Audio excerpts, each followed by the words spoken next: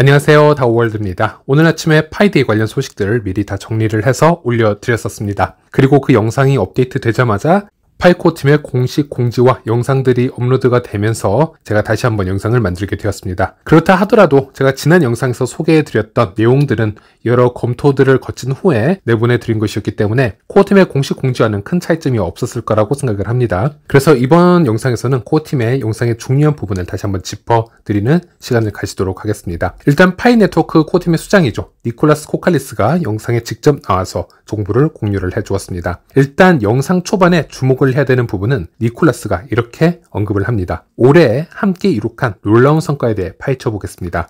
이는 우리 네트워크의 능력을 최대로 발휘하고 오픈 네트워크 시대에 한 걸음 더 다가가게 해주었습니다. 조건이 충족이 된다면 우리는 올해 후반에 오픈 네트워크를 출시할 계획입니다. 이렇게 언급을 했습니다. 네, 올해 후반에 오픈 네트워크를 출시할 계획이 있다. 이렇게 얘기를 했는데요. 조금 더 자세하게 문장을 분석을 해보자면 여러 조건들이 충족이 되었을 시라고 얘기를 하고 있고요. 여기서 조건들이란 KYC 달성 조건, 마이그레이션 달성 조건, 생태계 앱 달성 조건, 그리고 외부적인 환경 요소 고려 등등을 얘기를 했을 때 이 조건 등이 맞아 들어간다면 우리는 올해 후반에 오픈 메인넷으로 전환을 하겠다. 이 얘기로 풀이가 될 수 있습니다. 그래서 많은 분들이 니콜라스가 2024년 연말에 오픈 메인넷을 출시할 것이다. 이렇게 오피셜 발언을 했다라고도 생각을 할 수는 있지만 좀 더 디테일하게 정확하게 해석을 해드리자면 올해 말에 무조건 오픈한다라는 의미는 아니고요. 영어를 보더라도 we aim to 라고 하고 있기 때문에 여기서 aim to는 목표하다라는 뜻이 되겠습니다. 그래서 100%의 확신의 의미는 아니라고 보시면 되겠습니다. 하지만 그럼에도 불구하고 이런 발언을 매우 긍정적으로 해석해 볼 수 있는 것은 올해 코어팀과 모두들의 비공개 AMA가 있었습니다. 모두들의 질문이 있었는데요. 과연 현재 이 KYC와 마이그레이션 속도 증가치를 보았을 때는 올해 안에 이 수치의 2배 이상으로 상승할 수 있을까에 대한 질문을 했는데요. 코어팀은 여기에 대해서 충분히 가능하다. 2024년에 가능한 목표이기 때문에 코어팀은 이것을 목표로 잡았다라고 하면서 코어팀의 평소와는 좀 다른 약간 좀 확신에 찬 답변을 들 수는 있었고 그런 부분에서는 상당히 긍정적인 바이브를 볼 수 있었습니다. 그리고 이번에 니콜라스가 영상에서 얘기를 한 것처럼 물론 영어에서는 aim to, 즉 목표로 잡다라는 표현을 해서 이것은 약속이 아닌 목표이다라고 언급을 하고는 있지만 지속적으로 커뮤니티에게 이렇게 긍정적인 바이브를 보여주고 있다는 점에서는 꽤 의미 있게 받아들일 수 있겠다. 이렇게 볼 수 있겠습니다. 그리고 니콜라스는 이렇게 얘기를 합니다. 5,500만 명의 적극 참여 회원들은 우리의 성장하는 영향력과 헌신을 입증하는 증거입니다. 그리고 이것에 회원 가입 총수를 고려하지 않아도 되는 것입니다. 이런 얘기를 하고 있는데요. 최근 engaged 유저라고 해서 어느 조건을 만족하고 있는 참여 유저 수를 카운팅을 하게 되는데 최근까지만 하더라도 4,700만으로 카운팅을 했었습니다. 이것은 최근에 코어팀이 상당히 바빴기 때문에 업데이트를 하지 않았던 것으로 보여지는데요. 이번 업데이트에서는 이 수치가 5,500만으로 증가가 되었습니다. 참고로 이것은 전체 가입자 수가 아닌 지속적인 활동을 하고 있는 유저 수라고 보시면 되겠고요. 앱의 단순 다운로드한 횟수를 보면은 이미 예전에 1억이 넘었었습니다. 안드로이드만 보더라도 5천만을 이미 돌파한 지 오래되었고요. 앱스토어의 다운로드 수까지 합하면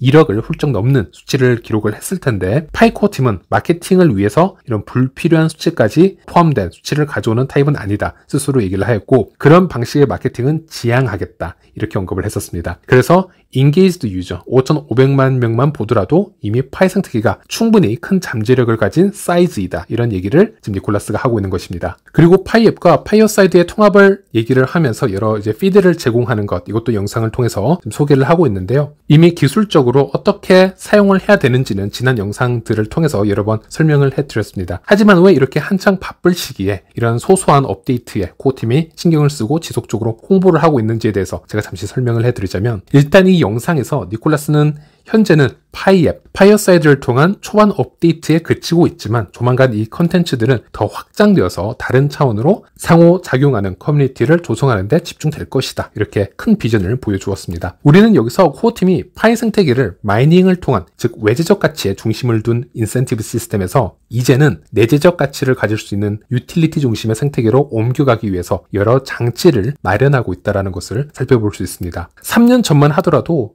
아마 파이 생태계에서 우리는 이런 얘기를 했을 겁니다. 파이코인이라는 앱이 있으니 다운로드해서 한번 채굴을 시도해봐라. 이 설명 자체가 아마 끝이었을 겁니다. 파이의 채굴이라는 개념은 코인의 분배를 얘기하는 것입니다. 이것은 유저들의 단순한 욕망을 자극하는 것이어서 유저를 모을 수는 있겠지만 이런 인센티브 시스템이 그 프로젝트의 지속 가능한 생태계를 약속하지는 않습니다. 결국 그 분배받은 코인에 어떤 다른 쓰임새가 있어야 되고 내가 이 커뮤니티에 머물러야 하는 강력한 동기부여를 만들어낼 수 있어야 이게 의미가 있다는 것이죠. 이것은 코어팀이 이번 영상뿐만이 아니고요. 이미 수년 전부터 여러 차례 공유를 했던 이야기 중 하나입니다. 파이의 코어팀의 이 핵심 멤버이자 스탠포드대 인류학 박사 청디아오는 이렇게 얘기를 합니다. 파이는 이 정도 수준까지 성장을 하였다면 이제는 외부적인 인센티브나 가치에서 벗어나서 내재적 가치나 인센티브로 이동할 수 있도록 모든 플랜을 전환할 수 있어야 된다. 이렇게 전환이 되기 위해서는 시간이 필요하며 동시에 여러 실패도 함께 할 수 있다. 이 개선과 실패와 반복을 통해서 우리는 파이만의 내재 가치를 만들어갈 수 있다.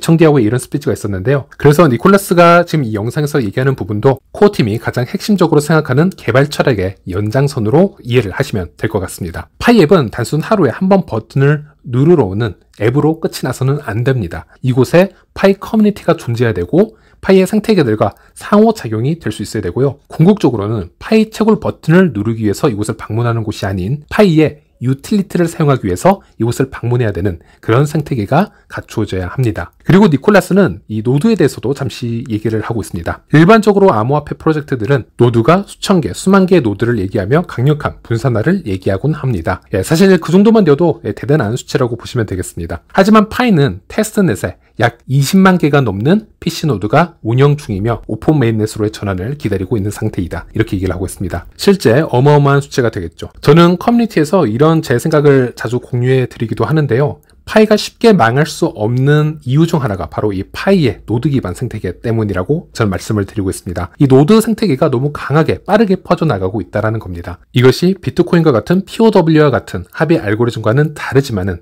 그래서 컴퓨팅 파워를 매우 적게 소모하는 SCP 방법의 노드 운용이라고 하지만 이 또한 24시간 이 PC를 운영을 해야 되기 때문에 정말 많은 곳에서 비용을 투자해 가면서 파이 블록체인 개발에 큰 도움을 주고 있습니다. 이렇게 자발적으로 큰 비용의 투자가 들어간 곳에서는 그리고 이 프로젝트에서 분배된 코인에는 우리에게는 보이지는 않지만 코인의 생산 단가라는 게 매겨지기 마련입니다. 물론 파이코인 초기 생산 단가에는 이 노드뿐만이 아니고 P2P 거래나 레퍼럴을 모으기 위한 유료 광고 등도 포함이 돼야 되겠지만 여기서는 그냥 쉽게 노드만 언급하기로 하겠습니다. 그리고 이 영상에서 니콜라스는 이 블록체인 합의 알고리즘 외에도 노드를 통한 여러 가능성을 언급을 하였는데요. 니콜라스는 이런 집합적인 파워는 100만 개가 넘는 CPU 코어를 갖추게 되었고 이것은 비상식적인 탈중앙화된 컴퓨팅 가능성을 오픈해 놓았다. 라고 설명을 합니다. 이처럼 대규모로 컴퓨팅을 수행할 수 있는 잠재력을 상상해 보세요. 대규모 오픈소스 AI 모델의 훈련이나 오퍼레이션과 같은 작업이 탈중앙화 방식으로 실행 가능해질 수 있습니다. 이렇게 언급을 하고 있습니다. 이렇게 노드의 대규모 참여가 이루어졌을 경우 여러 독특한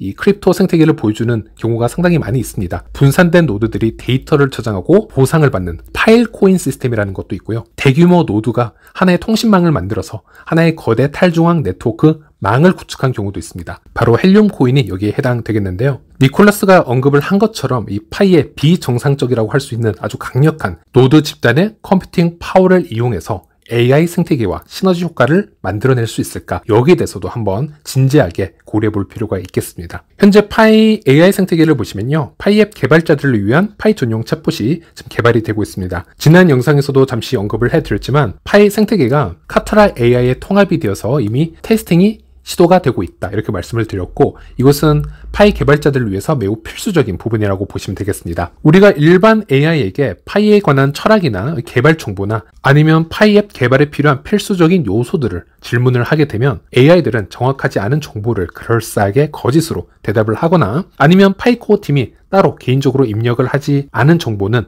AI에서 찾아내지 못하는 경우가 대다수라고 할 수 있겠습니다. 하지만 현재는 파이 코어 팀에서 이런 파이 관련 정보를 카타라 AI에 통합을 해서 파이 챗봇으로 훈련을 시키고 있습니다. 그래서 어떤 일들이 일어나고 있느냐면요. 커뮤니티에서 파이 앱을 개발하기 위한 필수적 조건이나 개발 정보들, 프로젝트 정보들을 AI에 입력을 하고 학습을 시켜 보았을 때 그리고 코어 팀이 이런 AI를 통해서 여러 질문을 던져 보았을 때 제대로 된 답변들이 나오고 있는 것을 확인할 수 있었습니다. 그 초기 테스팅 결과를 파이코어 팀이 공유를 해주고 있고요. 이것은 파이코어 팀도 현재 AI 발전 속도라든지 AI 기술의 필요성을 누구보다도 더 잘 이해를 하고 있고, 이 AI와 이 블록체인 생태계를 함께 발전시키려는 노력을 하고 있다는 것으로 우리는 풀이를 해볼 수 있겠습니다. 무한한 가능성이 열려 있을 거라고 생각을 하고요. 그리고 영상 중후반부터 해커톤 우승 앱과 KYC 관련 소개가 있습니다. 하지만 KYC 관련 소개는 이미 지난 영상에서 소개를 해드렸고요. 해커톤 우승 앱에 관해서는 다음 영상에서 다시 소개를 해드리도록 하겠습니다. 네, 이번 영상은 여기까지입니다. 시청해주셔서 감사합니다.